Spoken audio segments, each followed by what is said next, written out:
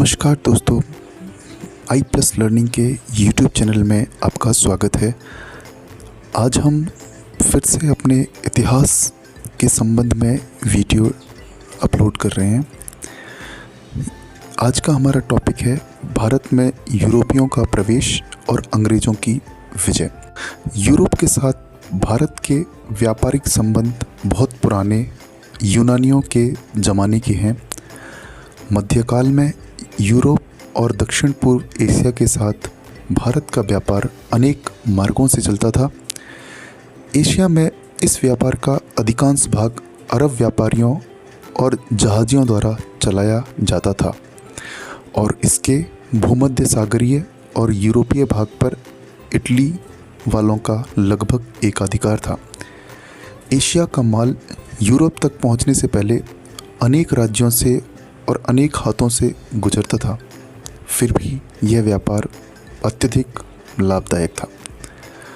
वर्ष 1453 में उस्मानिया सल्तनत ने जब एशिया माइनर को जीत लिया और कुस्तुनतुनिया पर अधिकार कर लिया, तो पूर्व और पश्चिम के बीच के पुराने व्यापारिक मार्ग तुर्कों के नियंत्रण में आ गए।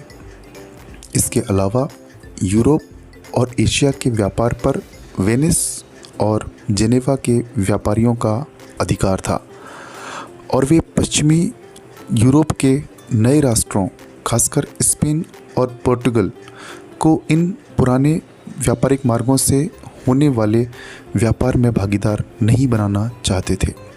इसलिए पश्चिमी यूरोप के देश और व्यापारी भारत और इंडोनेशिया के स्पाइस आइलैंड, मसाले के द्वीप के लिए नए और अधिक सुरक्षित समुद्री मार्गों की तलाश करने लगे। स्पाइस आइलैंड या मसाले के द्वीप को तब ईस्ट इंडीज़ के नाम से जाना जाता था। उनकी मंशा व्यापार पर अरबों और वेनिस वासियों के एकाधिकार को तोड़ना, तुर्कों की शत्रुता मोल लेने से बचना और पूर्व के साथ सीधे व्यापार संबंध स्थापित करना था। चूँकि 15वीं सदी में जहाज निर्माण और समुद्री यातायात में बहुत प्रगति हुई थी, इसलिए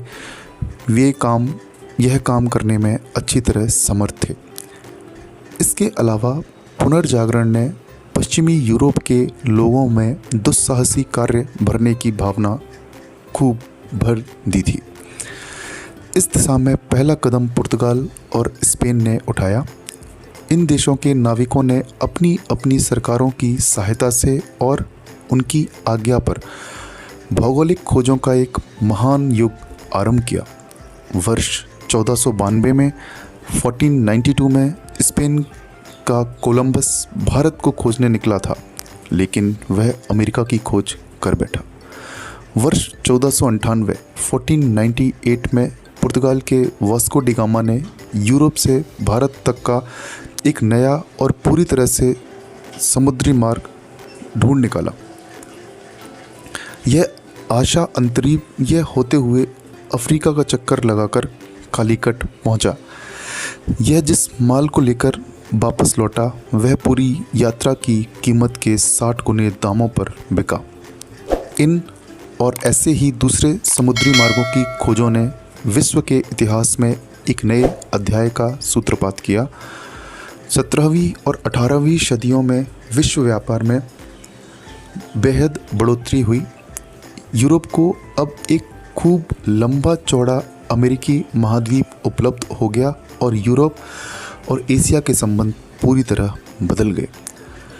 15वीं सदी के मध्य में अफ्रीका में यूरोपीय देशों ने प्रवेश किया, तो उससे भी उनको आरंभिक पूंजी निर्माण का एक प्रमुख स्रोत प्राप्त हुआ।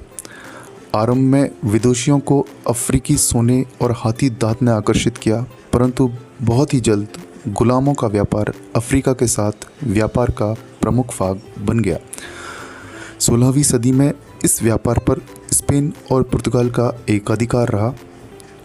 बाद में इस व्यापार में डच, फ्रांसीसी और अंग्रेज़ व्यापारी छा गए। खासकर 1650 के बाद अनेक वर्षों तक हज़ारों अफ्रीकियों को गुलाम बनाकर वेस्ट इंडीज़ और उत्तरी तथा दक्षिणी अमेरिका में बेचा जाता रहा। कारखानों का माल लेकर गुलामों का व्यापार करने वाले जहाज़ यूरोप से अफ्रीका पहुंचते, अफ्रीका के तटों पर नीग्रो लोगों से माल की अदला बदली करते, फिर इन दासों को लेकर अटलांटिक पार करते, यहाँ बगानों और खदानों की औपनिवेशिक पैदावार से उनकी अदला बदली करते और फिर इस माल को यूरोप में बेच देते।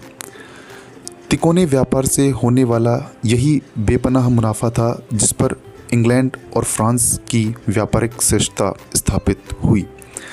पश्चिमी यूरोप और उत्तरी अमेरिका की समृद्धि अधिकांशतः गुलामों के इसी व्यापार पर और गुलामों के मेहनत से चलने वाले बागानों पर निर्भर थी। इसके अलावा दास व्यापार और दासों की मेहनत से चल रहे बागानों के मुनाफे से ही यह पूंजी बनी जो 18वीं और 19वीं सदी की औद्योगिक क्रांति में काम आई। बाद में भारत से ले जाई गई दौलत ने भी ऐसी ही भूमिका निभाई। 16वीं सदी में ही यूरोप के व्यापारियों और सैनिकों ने एशियाई देशों में घुसने और फिर उनको अधीन बनाने का लंबा सिलसिला शुरू किया। बेहद मुनाफा देने वाले पूर्वी व्यापार पर लगभग एक सदी तक पुर्तगाल का एकाधिकार रहा। भारत में भी पुर्तगाल ने कोचीन, गोवा, दीव और दमन में अपने व्यापारिक केंद्र खोले। पुर्तगालियों ने आरंभ से ही व्यापार के साथ सख्ती का भी प्रयोग किया।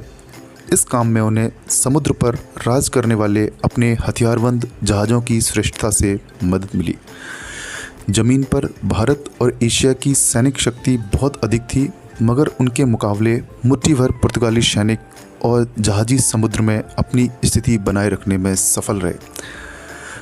मुग़लों की जहाज़रानी के लिए खतरे पैदा करके ये मुग़ल सम्राटों से भी अनेक व्यापार संबंधी छूट लेने में सफल रहे। गोवा पर 1510 में अधिकार करने वाले अल्फांसो डी अल्बुकर्क जब वायसराय था, तब फारस की खाड़ी में स्थित हरमुद से लेकर मलाया में स्थित मलक्का तक और इंडोनेशिया के स्पाइस आइलैंड तक एशिया के पूरे समुद्र तट पर पुर्तगालियों ने अधिकार जमा लिया।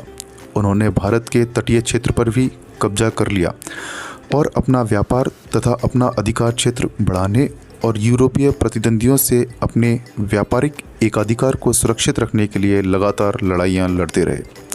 समुद्री डकैती और लूटपाट में भी वे पीछे ना रहे। अमानवीय अत्याचार और अव्यवस्था फैलाने में भी उनका हाथ रहा। उनके बर्बर व्यवहार के बावजूद भारत में कुछ इलाकों पर उनका कब्जा लगभग एक सदी तक बना रहा। इसका कारण यह था कि खुले समुद्र पर उनका राज चलता था। उनके सैनिक और प्रशासक कड़े अनुशासन के पाबंद थे और चूंकि दक्षिणी भारत साम्राज्य से बाहर था, इसलिए मुग़लों की ताकत का सामना उनको नहीं करना पड़ा था।